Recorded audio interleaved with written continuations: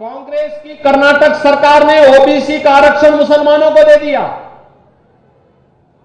कांग्रेस की जब आंध्र प्रदेश में सरकार थी, उन्होंने वहां ओबीसी को मिलने वाला आरक्षण वह भी मुसलमानों को बांटा। और यही नहीं, अब कांग्रेस यही कर रही है।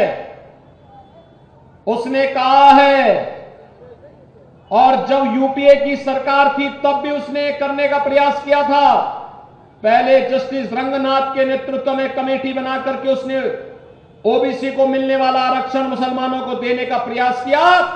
बीजेपी ने विरोध किया, हम लोग संसद में थे, खूब विरोध किए, नहीं सफल हो पाए।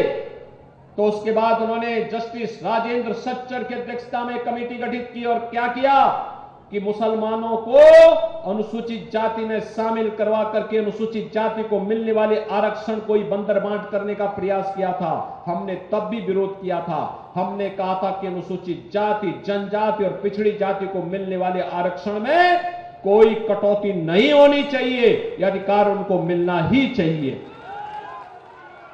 देश के संविधान के साथ खिलवाड़ तो कांग्रेस ने किया।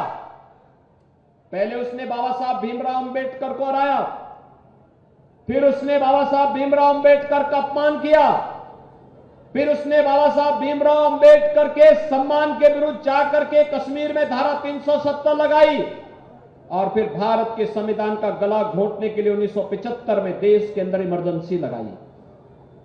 कांग्रेस ने देश के संविधान में सर्वाधिक संशोधन किए। यह कांग्रेस है, यह लगातार भारत के संविधान विरोधी आचरण करती है, लेकिन आज गुमराह कर रही है, कह रही है कि बीजेपी आएगी संविधान बदल देगी। अरे बीजेपी तो संविधान का सम्मान करती है, लेकिन बहनों और भाइयों, इनका मैनिफेस्टो बात बात इस बात को कहता है कि फिर से आपके आरक्षण के अधिकार पर सेंध लगाने का कुत्सित प्रयास करेंगे। बीजेपी इसको होने नहीं देगी। लेकिन मैं आया हूं कुछ कहने के लिए। एक, इनका मैनिफेस्टो कहता है, क्या कहता है? इनका मैनिफेस्टो कहता है कि अगर कांग्रेस नेतृत्व की सरकार बनेगी तो पर्सनल लॉ लागू करेंगे। पर्सनल लॉ का मतलब जानते हैं आप?